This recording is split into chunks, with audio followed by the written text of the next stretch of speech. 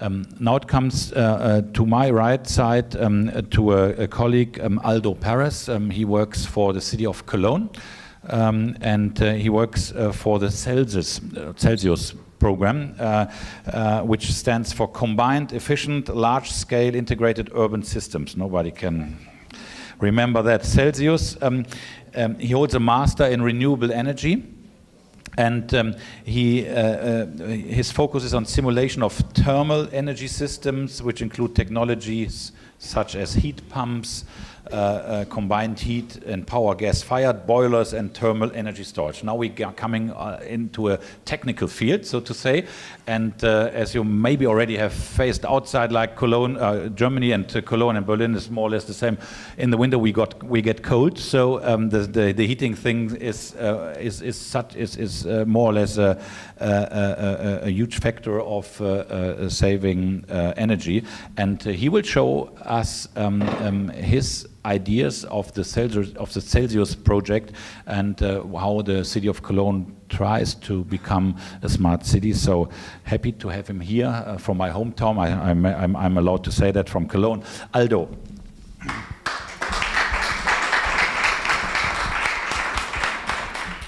Well, thank you for the invitation, first of all, to Teresa. And I'm surprised about the information you got from me. Very good research. Yes, I will talk about a little bit about some projects I was working before, and also about some of my work today. Maybe for the cities in South America or in Central America or in North America, it's not very interesting, the part of heating and cooling, or the part of heating, because here in Europe or in Northern Europe we have huge demands of heating. Actually, it's around 50% of the total energy consumption, which is more than electricity or transportation. So this was our main topic when we were doing this project, because normally in Europe, actually, there are more focus on electricity, on renewable energies, or transportation, electric cars, but not many people is working on the decarbonization of the heating sector. So, yeah, can we do the next one? Maybe a little bit of background before I start talking about this tool. The Celsius project was focused on investigating some source of heating to integrate into the building. So, for example, here in this building we have this, how are they called in English? Radiators, and so they are circulating some hot water, some vapor, but we don't actually know where this heating from this vapor come from, so the energy source, I mean. So there was some researchers in 2011, 2012 from the University of Aalborg in Denmark who were researching that, and they found out that most of the we could use all the waste heat into Europe to supply all the heat demand in the buildings. So if we start to find these waste heat resources and put it into our buildings, we could supply the whole demand. So what I'm referring to waste heat sources, for example, think about a power plant who produce electricity, but in the other side is getting warmer, so this heat from this power plant can be used to heat some water. But also in the case of Cologne, we realized that we have, or we didn't realize, it's not new, this technology. It was implemented more than 30 years ago in Gothenburg, in Sweden. So they were taking the heat from the water from the sewage network, and because you can have maybe 20 Celsius degrees in the summer, or in the winter 10 degrees in the network, in the channel. So you can take 2 or 3 degrees from this water, which is running in the channels, and use it to supply some buildings. So that was the example of Cologne, and we had more examples in the Celsius project. Another one is in London. The people who have been in London knows that when you go into the subway, it's very warm actually. So in summer, you can have more than 35 degrees in the subway. Or in winter, actually 25, 28. So you don't need to have 28 degrees in the subway. You can get this hot air, and you can pump it up to the buildings. And that was another project that we were researching, and actually is working in London right now. So we were researching all these kind of waste heat sources, and almost at the end of the project, I came with the idea of not only write a report as any other European or also national projects, but also to put it into a graphic or put it into a web tool. This is what many people call it, so that you can see, or the people from Cologne, maybe not the citizens, but the policymakers or the utilities, energy utilities, can see how big is this heating potential from the sewage water. And so I tried to make it very easy. So if you are not an expert on this field, you don't have to be. So you have on the left side the input parameters, and you put some temperatures and efficiencies that they are already there. So you just have to retype it. And then at the end, you press calculate, and you get on the other side the heating output. This means how much heat you can supply to the buildings, and also how much CO2 savings you can get, and also the share of this heat compared to the whole network of district heating.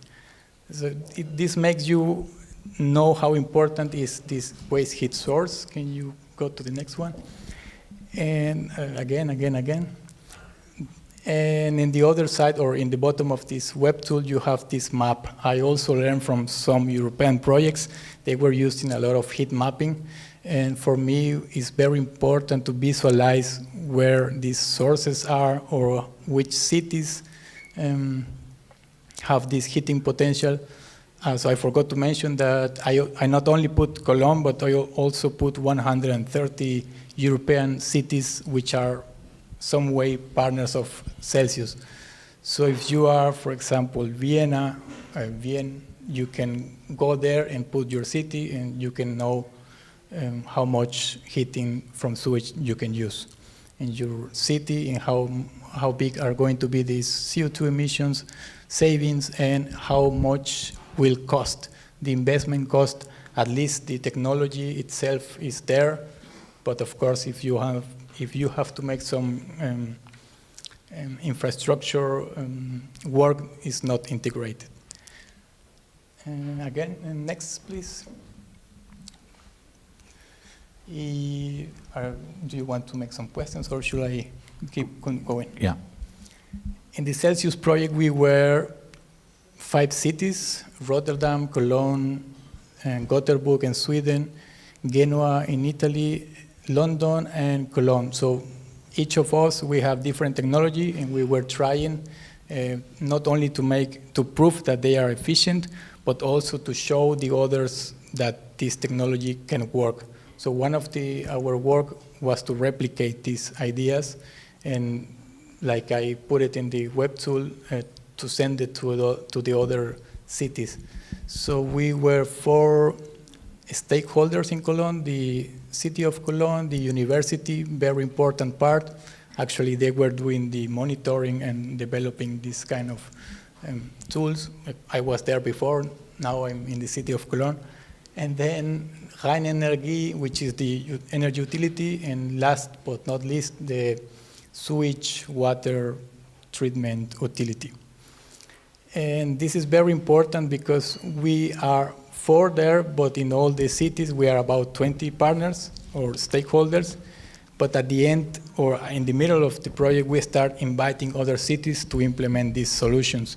So at the end of the 4 years project, we got 135 cities engaged with Celsius, so all of them wanted to know about the benefits of the technologies. So we started to implement this toolbox there, which is not only an internet page, but a kind of wiki page where you can see graphics and results, examples of the projects. And so it's more interactive. It's not only a report. You can find also this tool I was talking about it. So yeah, that was our baby, or with output, the toolbox. It was not a report, so many reports in a interactive way. Next. And the city of Cologne have also some European projects, but since 2012, we started to engage with other cities in the world. For example, with Rio de Janeiro and with Nicaragua. Corinto is the name of the city. And right now we got the third partnership with the municipality of Yarinacocha in Peru. So they are called municipal climate partnerships. They are organized by an organization called Engagement Global from the Ministry of Economic in Germany. So they are working so that German cities can make some projects with other cities, not only in Latin America, but also in South Africa and South Asia. So in our case, we have 3 Latin American cities, and the aim, or the main aim, is not only to fight together against climate change or to deforestation or to climate protection in those cities, but also to make awareness in the cities of Germany. Because, for example, in Peru, we realized that they have about 1.5 tons of CO2 emissions per year, every citizen, and in Germany it's like around 9 tons. So for me, it's a little bit complicated to say that we want to fight climate change there. Of course, there are some special projects that we are working already in the city of Corinto, for example. They built this the barrier in the beach so that the water cannot go flood the beach and take away the sand. But we want to make this awareness in Germany. So we want to start also with the schools and tell them how important is what we do in Germany. If you buy something, or if you eat meat, these kind of things, or if you fly, or if you go with the auto, with the car, this makes a big impact into your daily life. So at the end, we are the responsible, we all of our actions, and we want to make some projects in Peru, but as I said before, we also want to work in Germany in this issue. I should be finished here, or can I keep going? Maybe one more. I think that is a good one. Although it seems to be complicated, you know. No, it's you need to explain, but I want. These are we also have a Smart City Cologne project or platform. This is a platform where everyone can go there and can find other local actors or stakeholders. And we have several projects there. So you can work together. The municipality and the energy utility created this platform in 2011, around those years. So the aim is that engage also the public and show what projects are going on there and learn about energy consumption and other transport measurements that we have. Because as I said before I started with this project, I also didn't know about the source of the heating I'm using. So we are trying to engage the population in this issue. Yeah. I will finish because I have another one. Okay, later on we can ask for other projects. Just for now, thank you very much, Aldo Perez. I think I forgot his name in his presentation.